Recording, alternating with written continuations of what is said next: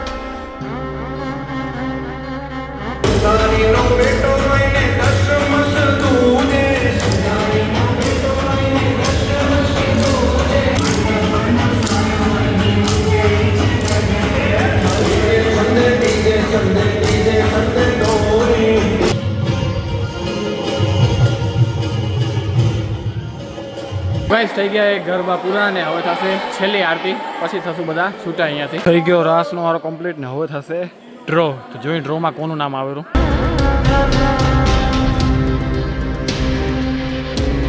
Number 41 લવ નિપેશ હરપાણી.